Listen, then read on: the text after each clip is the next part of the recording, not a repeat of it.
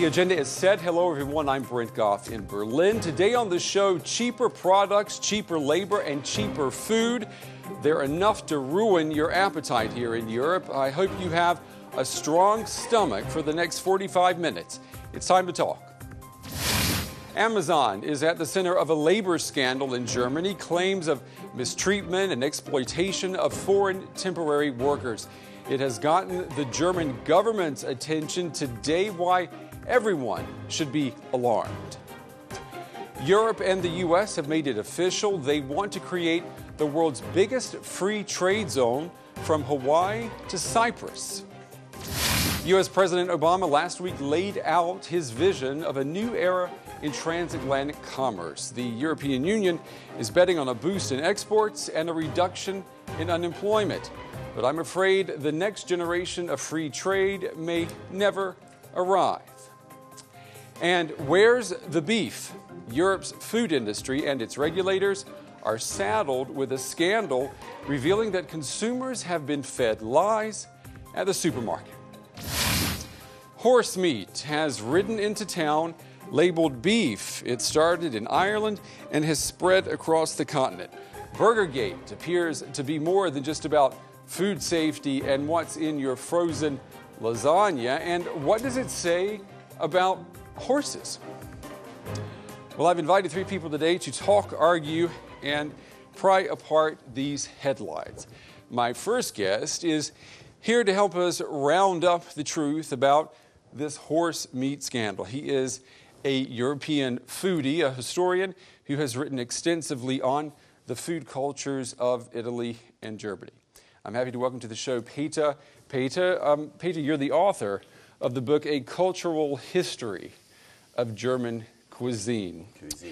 You say this scandal is not only about food safety and regulations. You say it's also about a big taboo. It's actually a triple taboo, I'd say. The most important, I'd say, is the emotional taboo. We love horses. We give them names. It's a rather intimate body touch if you ride horses. Yeah. Then there is the religious taboo. For more than a millennium, horse meat was banned by the church. And the third one is, I say, is sort of social snobism. Horse meat was regarded as a meat for the poor or the poorest. Right, and of course it's no longer on the menu. We're going to talk about the place of horses in this scandal in just a moment. My second guest says that food will be one of the issues that make a free trade alliance between the U.S. and EU a non-starter. I'm happy to welcome to the show Andrew Bulkeley. He's an economic analyst and former financial markets reporter.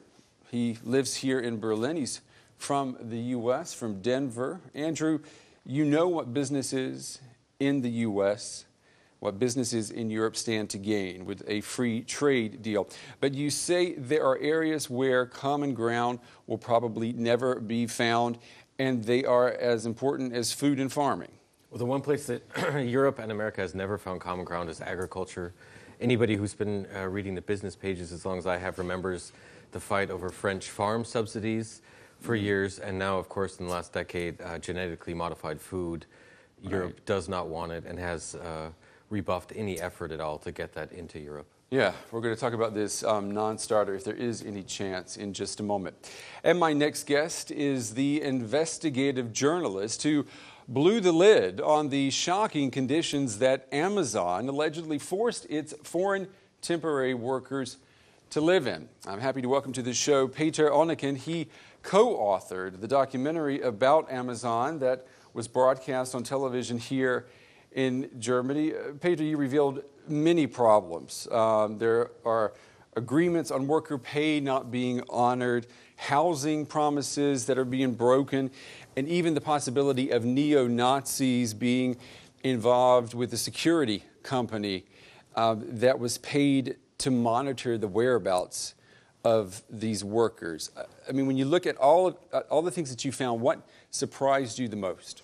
Well, obviously you don't expect people wearing typical clothes from the extreme right-wing scene while actually overwatching the workforce. So this was very surprising for us. Yeah, I mean, lots of surprises, lots of things that have shocked people. The Amazon story has grabbed the attention of the world as an example of how workers' rights and even safety can be trampled upon in a place where that is supposed to be almost impossible. Germany is seen not only in Europe but also around the world as a bastion of fair and strong labor laws. If there is any country where workers are protected from exploitation, it's Germany. Well, the accusations levied against Amazon by its foreign temporary workers are so grave that the German government has threatened to step in.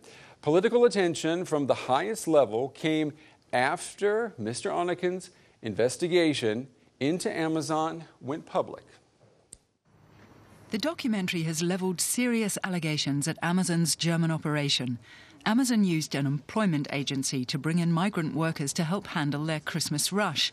The film's authors say the workers were hired under false pretences and offered cramped accommodation to live in, allegations that have tarnished Germany's reputation for strict labour laws. What's also caused uproar are reports that the workers were harassed by security guards working for a company called Hess with alleged neo-Nazi links.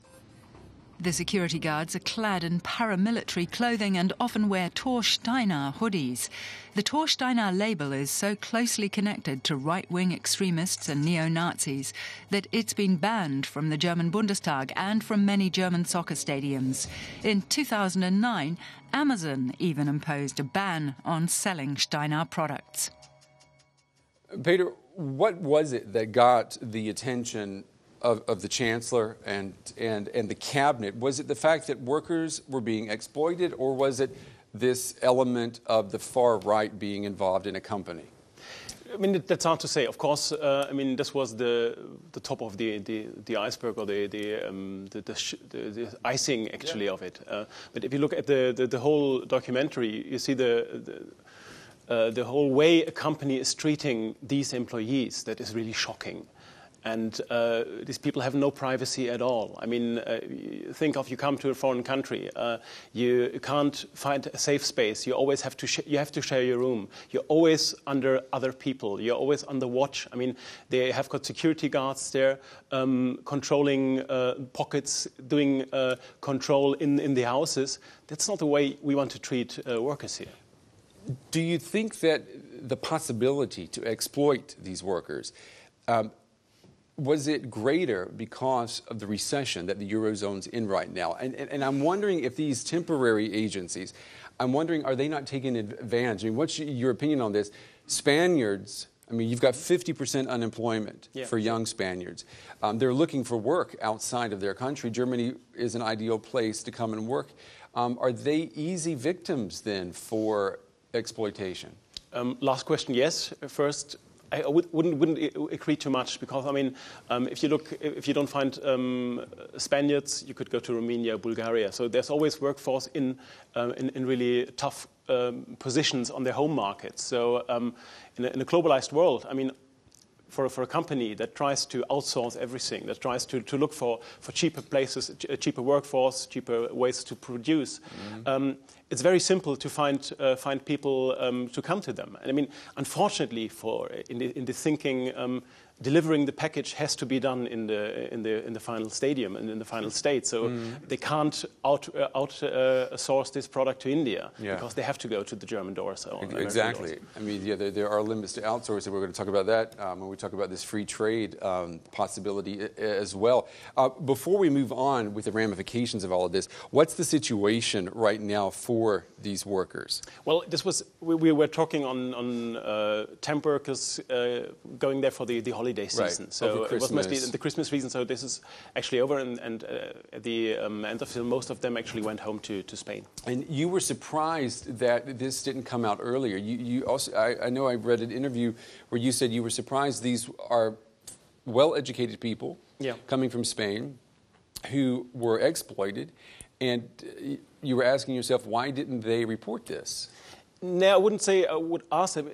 Obviously, it's not your first question. I mean, you come there for 3 months, and you're happy to accept lots of not so good conditions because you need the money and you need this job, and it's over after a certain amount of time. So they weren't complaining too much about it in the beginning, actually. Then, and so it didn't start this year. So we had reports before that these temp workers from different countries, all Polish, etc., were really lived under these conditions. So of course, it's they don't go to the authorities. They go to court because they have no real lobby here as well. Then I mean, and they have no lobby. I mean, they don't have a trade union, right? They have for the trade unions. It's actually it's hard to justify actually to do work for them. If you think of course the percentage of people organized in a union there. Something like 0. So it's not in the particular interest for the trade union to help these people because they aren't their members. But see, this is what I think is so interesting about this story. It is exposing something that's been going on for quite a while in the labor market here, and that is this deconstruction of all the protections for the workers, at least that were structural. I mean, they've been deconstructed in the last 10 years. And isn't this a good example of what can happen when, I mean, temporary workers don't have any representation, right? I mean, you really are there at the will of the employer. And it's even, I mean, I guess it can be perilous if you're going to a different country. I mean, when we decided to, back in talking about Agenda 2010, I mean, it's a solution you can offer as a state. I would say let's say that too for our audience. Agenda 2010 was a huge overhaul of the social welfare state in Germany. It was probably the biggest change that Germany had since the Second World War. Indeed, and the right-green government had to pay for that in the next election. But I think it's a solution you can, or a way you can say we want to organize this. We want also less paid jobs to get people back into to work, but this means also that you have to take care of that these jobs are actually under the right conditions. So I think you need to, if you say you have to go there and work for in a factory on a low-paid job, then I also need, as a government, take care that you're protected, that your rights are protected. So it's not a one-way street. I mean, let me ask you guys too. You hope so much in legislation. I think customers are a sleeping giant. So wouldn't it be a good idea to introduce? We have a lot of ecological certificates, for example. Wouldn't it be a good idea to introduce a social certificate for a company? I mean, the point is you don't have the choice at all so far yet for anything like that. I mean, later on food, I guess, as a customer, I don't have the choice to decide. We know the story of Schlecker. This was this chain of drugstores. They had a bad reputation of treating their personnel not very well, and in a certain way the consumers boycotted them, and so it can work. But we have to develop this structure. But to be fair, Schlecker has also multi-level reasons why this model didn't work out. That's a good point, though. Can Amazon's customers punish it for what's happened here? Well, at least that's what we see right now, actually. I mean, this was the response that also really surprised us so much that so many people decided to tell Amazon they don't agree with the way they are dealing their workforce. And I guess that's really the only reason why Amazon is actually going public now with some. Are we talking? I mean, obviously this is horrible PR for Amazon, but is it being felt in sales, in the bottom line? Well, at the end, it might be a short-term effect or effect. I wouldn't. It's hard to say yet, but at least.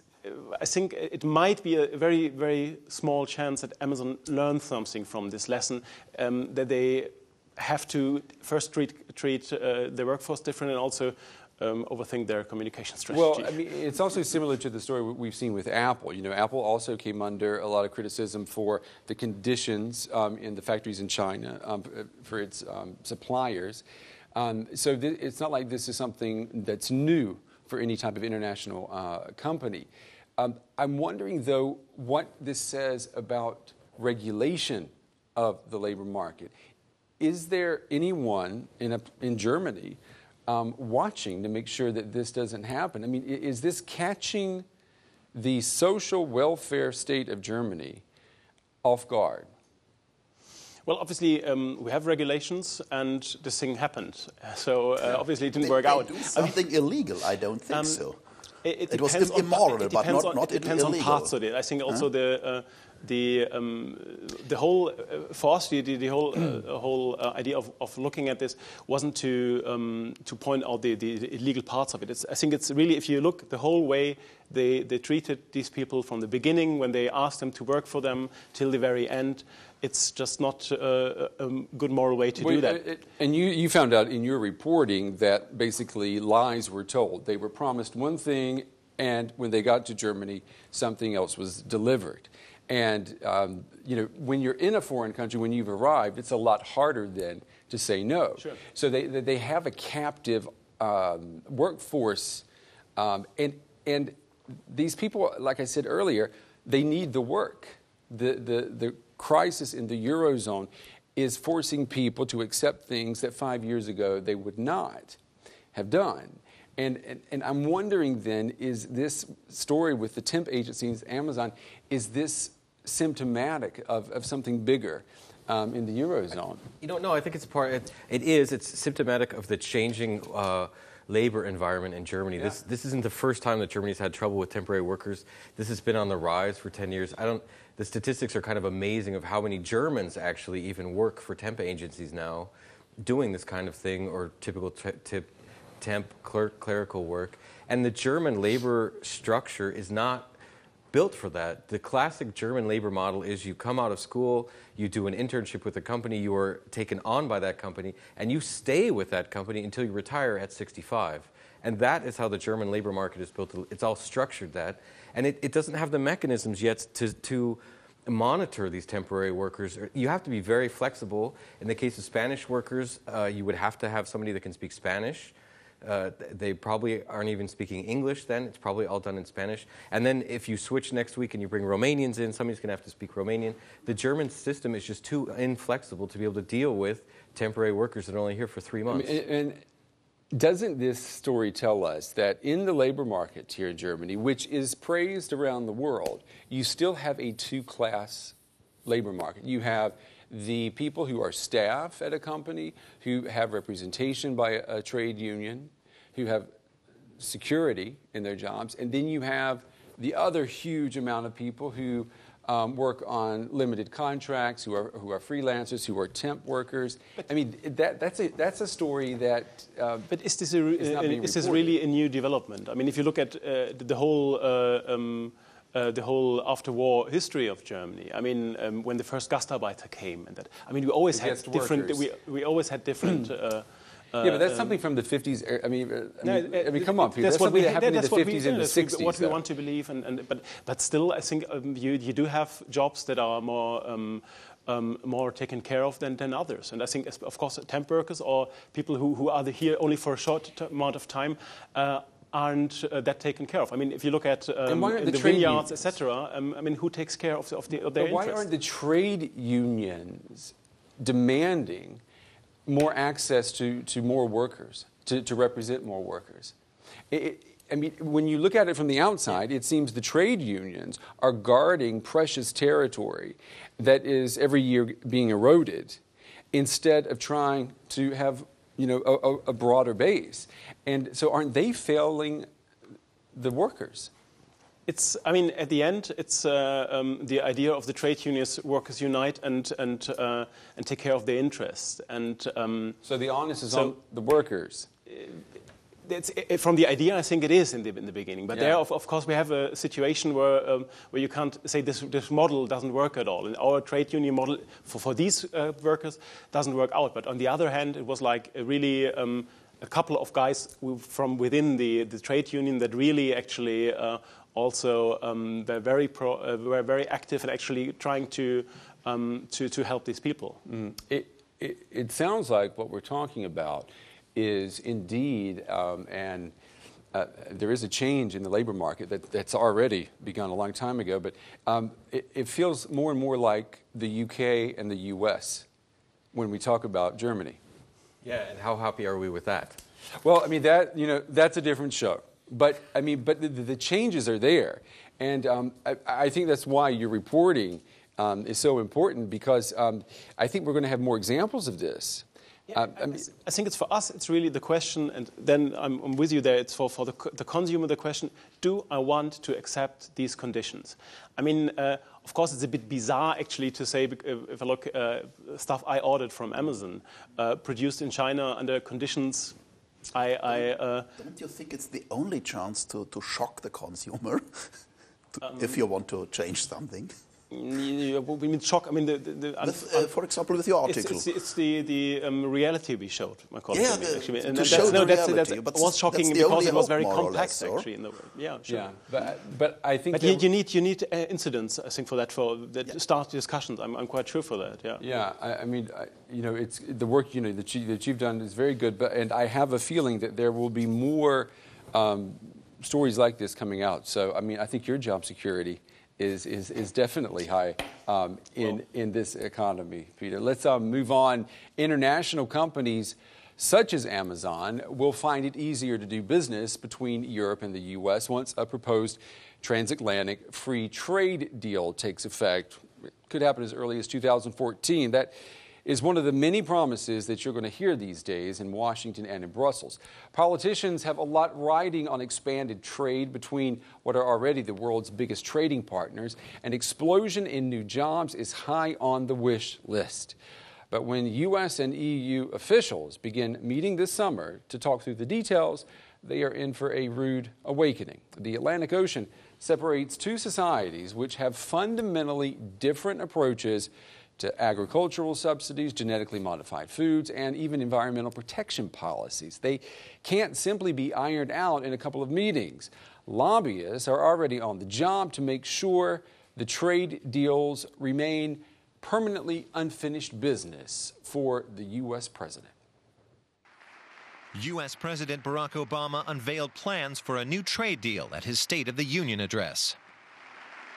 Tonight, I'm announcing that we will launch talks on a comprehensive transatlantic trade and investment partnership with the European Union, because trade that is fair and free across the Atlantic supports millions of good-paying American jobs.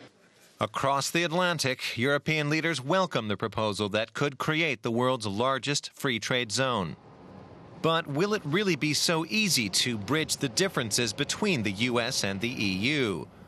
Food could be one big stumbling block. Europe has some of the strictest regulations regarding genetically modified food and crops. GMOs are widely accepted in the U.S. and often don't even need to be labeled as such. This grand plan will face monumental challenges. So, Andrew, is this a deal that is dead on arrival? Yeah, I've watched the clip of Obama, and when I saw it during his State of the Union speech, I laughed then and I almost laughed now. Because do we remember NAFTA, the North American Free Trade Agreement? Go ask your trade unions in America that we were just talking about what they think about NAFTA, how many manufacturing jobs went south with that free trade agreement. And now we're going to open up a whole new low-wage market if we have this free trade agreement with Europe, with Eastern Europe, which we already see in Europe now, that the Made in Europe label is proudly put on a lot of products that are manufactured in Bulgaria or Romania under labor standards that are even below what the Amazon workers had for 3 months there around. And so I don't really see where Obama's constituents are going to support this. It's actually more a Republican thing than a Democrat thing. And so he's going to lack the support at home. He's not going to get it at home. And then where's he going to get the consensus in Europe? Europe can't even find, it still doesn't really have free trade in Europe. It has a lot of open trade, but there's still discrepancies between the countries on how capital and labor moves. Is this an attempt, I mean, I was just in the States last week. This is being reported as an attempt by Obama to secure his legacy as being a champion of free trade. Is this an attempt by the United States to Americanize the European Union, to make it more competitive, even against China, for example? We hear that. But is the U.S. trying to make the EU more American?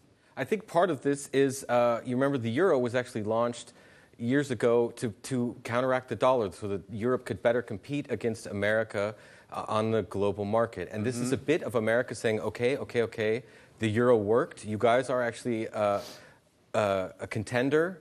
But now we've got to worry about China. We've got to come up with a way to battle China. And at the same time, we've also got to get more money flowing. The governments can't pump any more money into the economies right now to get them going again. So maybe if we get rid of these tariffs, that's one way to sort of, through the back door, get some more money into the economy and help jumpstart them. Okay. But if we're counteracting China, if the goal of this is to counteract China, you are bringing a knife to a gunfight.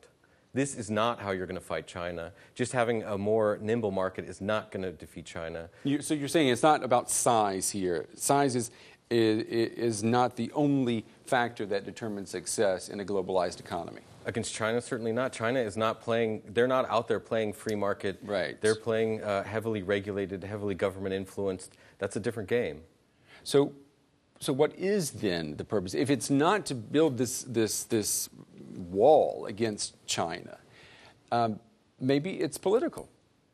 What about this having everything to do with David Cameron, the Prime Minister of the UK? You know, he has made it clear that the European Union has to reform itself or else the UK will probably leave. So isn't President Obama giving him a lot of leverage by pushing for this trade agreement? This is basically thrusting what David Cameron wants to happen in Europe. It's thrusting it with the backing of America as well. What do you think about that possibility? I think it could be. I don't know that Cameron and Obama are as close as Blair and Bush were. The ideologies. Certainly, Cameron needs some help from somebody, somewhere. But you're going to run up against Merkel again. And nobody has won against Merkel in recent memory. It's a fight I'd love to see. I'll watch it. But I don't think that's going to give Cameron the weight he needs. It probably is a decent way for Obama to score points with Cameron and for Obama to score points with the corporations who traditionally hate the Democrats. So it's kind of a win-win situation for him. But I don't see how he's going to get this agreement. There's just too much discrepancy. All right. I mean, even if we take the politics out, I mean, what we see here, you could argue, is the UK moving even more into the American sphere, moving away from Europe, continental Europe. But these differences that we talked about at the beginning, is there any room for movement? Is there room for movement on genetically modified food, for example? I think, I come out and I say the free trade agreement, it's a non-starter. It's going to start something. Something is going to come out of this. These are high-powered people that are going to get together and sit in a room and talk. Something's going to happen. But what's going to happen, we don't know. America has been trying to force genetically modified food literally down the throats of Europeans for years now, and it hasn't worked. And as an American, I can say that we don't really care about genetically modified food. We don't think about it. We just eat it. Whereas Europeans, it's in their blood. They do not want it. And you're not going to change on that. But maybe we can work a little bit on the subsidies that I talked about earlier. Maybe we can make the playing field a little bit more level for the agricultural. The automotive industry is already largely globalized. Fiat owns Chrysler in America. General Motors has Opel and Vauxhall over here. So maybe there's going to be more movement there. Maybe we can lower some tariffs on things there so that moves back and forth. There's going to be movement somewhere. But your genetic GM food is not coming to Europe. I mean, okay, that's not coming to Europe. I want to bring this back to what we had talked about earlier with Peter. This notion of more jobs being created by a new free trade agreement. Is that good news for workers? Tell me what kind of jobs these are. If you're making €6 an hour, how much tax are you paying? In Germany, you're not. You're still on unemployment because you can't afford to live on €6 an hour. So great, we create 1 million new worthless jobs. Doesn't matter. What do you gentlemen think? I mean, is that we're heading? Is that the direction we're heading in with this free trade agreement? I mean, the only positive I can think of is that when you actually merge markets, on spillover ideas, that a political solution has to follow. I mean, as what we see with the crisis, at least we had the discussion of we have to reform the union, we have to have a unique economic policy. So on a long-term effect, it might bring us some positive effects actually. I mean, I think, look what happened in America when we had the North. Now we've got Walmart. Walmart is is the be-all and end-all of retail. And I think that's what happens when you open up these markets and you liberalize these markets. The corporate interest is much greater than the individual labor interest, and they ultimately win in the end. So if you make these markets more liberal, more open, I think unfortunately the bad guy wins. And is that what is happening? Is a free trade agreement, is it poison for the labor model that has made Germany respected around the world? Amazon brought the American model to Europe. What happened? I mean, in America, you have no right as a worker. You are a worker at will in most states. They can fire you. They can hire you whenever they want.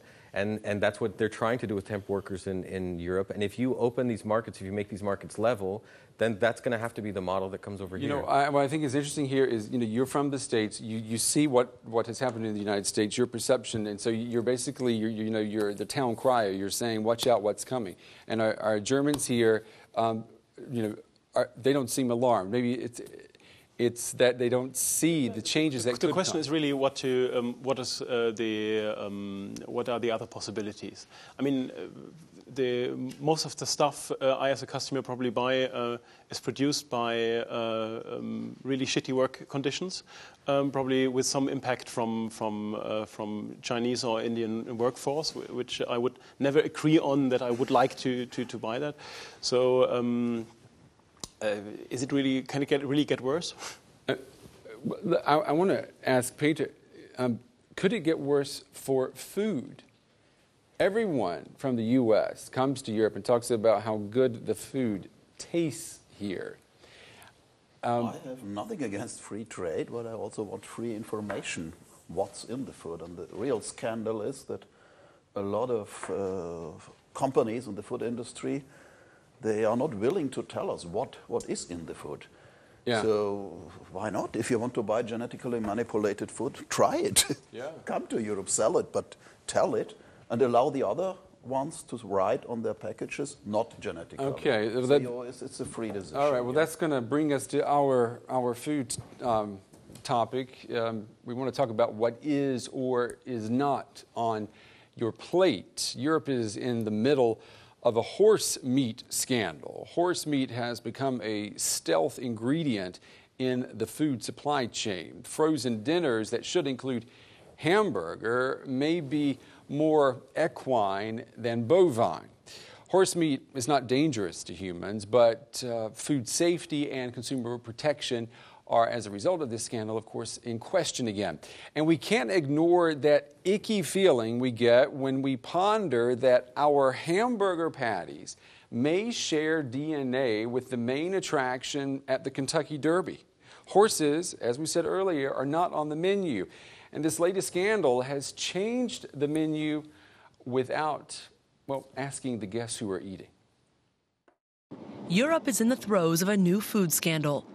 Horse meat has turned up in low-price beef and pork products. Ireland's Food Safety Authority was the first to sound the alarm last month. Since then, at least 10 European countries have been affected by the scandal. While supermarkets across the continent are scrambling to rid their shelves of the mislabeled meat products, EU politicians have also rushed to action, introducing Europe-wide DNA tests. On average, Europeans spend well less than 15% of their household income on food. Will Europe's appetite for cheap meat prove to be too big a temptation for profit-minded food crooks? Peter, what do you think? You're someone who has studied the history of how we eat, particularly here in Europe. Why do people get so alarmed when they find out that their frozen lasagna may come from another animal? I mean, what's at play here? First, it's a cultural offense, as I said. We do not know any more horses as working animals who are working in the mines or drawing caps or all these things. We only know horses as sport horses or as the biggest pet animals. So we don't like the idea, generally. We don't like the idea of having horses slaughtered. The other thing is a very long historical reason. The ancient Germans, but also the Celts in Ulster, for example, they used to sacrifice horses, eating the horses by the shamanistic hope to gain the force of this holy animal.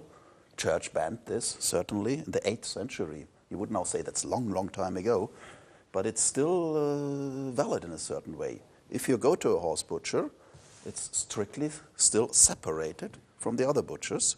In the United States, for example, in the last 5 years, it was not allowed to slaughter horses. They have now stopped this ban because there were so many neglected and abandoned horses. That's the other question. What happens to the horses? Well, that's a good point you bring up. That's what's coming out of the scandal now, that reporters are finding out that there is this surplus of horses in Europe, and there's no use for them. And horses can't be transported very easily. So wherever the horses are is where they're slaughtered, and then that meat can be transported easily. I don't like the idea that the dish that is landing on my table has traveled through 10 different countries, perhaps, and has been adulterated in various ways. So, on the other side, horse meat is a delicacy in certain countries, in Ticino or in Italy, also in France. The real problem is, or the dangerous problem is that this is illegal horse meat, probably illegal horse meat.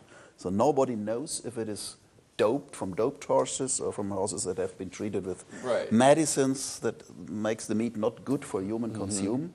So this is the real danger. The other thing is a cultural offense, you know. But that's where the attention is coming from, because people they get very squeamish when they think that when they go to McDonald's, their hamburger is going to be, related to black beauty. Yeah. It's not really a religion. It makes me think a little bit of Jewish people or Muslims who don't want to eat pork. Yeah, but see, get that's a the donor point. with pork. We've been talking about this all week. If the story had been frozen lasagna has veal in it or has venison in it and doesn't have beef, okay, it would have been a story, but you wouldn't have that component of people thinking they're being asked to eat something that's not food. And so that's a component of this story. Should people, you're saying that being squeamish, shouldn't they be squeamish that they're eating a lasagna that costs €1.29? I mean, absolutely. I think correct. for me, the surprising part was that there's actually meat in that thing. You know? The other problem is with these prices, if you produce a proper lasagna, do you still get your place in the supermarket, or do they throw you out because your product is too expensive? Then it's a premium. This is the great danger that it's not just a cost, but more or less something like a system. Andrew, you're an economist. You study the markets. Don't forget economies of scale. You can mass produce, frozen lasagna for an entire continent, and you can bring the price down to €1 or €2. I haven't thought about the price being an indicator that something's wrong with the food supply chain. I think there is a little bit. I think when you go out on the street in Germany and you see that you can buy an entire chicken for €1.50, it does make me wonder what kind of life did that chicken have. Okay. And if you know what it costs, beef is the most expensive meat to raise. If you know what that costs, certainly you can bring the price down. You're talking about it would only cost you probably 10 or 20 cents more a piece of lasagna to have real beef in there. You're right. But gross, go ahead. Really, the frustrating thing as a customer is more like you don't have the choice. If you go for chicken or for eggs, for example, if I pay 10 or 20 cents more per egg, the animal is not treated better necessarily. The regulation says that there has to be only 20,000 or 8,000 chickens in one stable and not 50,000. And also with the lasagna, there's not so many different products in the supermarket I can choose. The supermarket not, but you could go to the farmer's market. Of course you can go to the farmer's market, but that's not it's not a price question, it's a question of convenience. The same with Amazon also was there. It's not really the price. It's for me as a customer, I want it very easy and convenient, and then I end up with every strange stuff I have to eat. This is an example, though, where the customers do punish the retailers. In Germany, consumers have shown time and time again they're not willing to pay more for food. I mean, they have, I think, of disposable income. The Germans have like one of the smallest percentages of what they spend from that for food. You go to the U.S., to the U.K., you know, it's double the amount of what you would pay here in Germany. That shows no sign of changing. So the lasagna that is sold in these supermarkets is going to have to be cheap. I think it is actually changing because, you know, the food scandal in Germany started last year with schools in Brandenburg, former East Germany, where the kids got sick from, was it strawberries or raspberries that actually came from China. And so people are starting to become aware that if you pay for cheap food, you're going to get cheap food. Right. So school lunches, it's going to cost more now. And I think now with lasagna, people are going to say, all right, I want to know that in fact. And there's also the organic food boom is in large part because of this. Yeah, and isn't this all maybe a blessing for the organic movement? And couldn't this even be a solution to the free trade quagmire that that consumers demand more local things, and you don't have to worry so much then about genetically modified foods being flown across the ocean?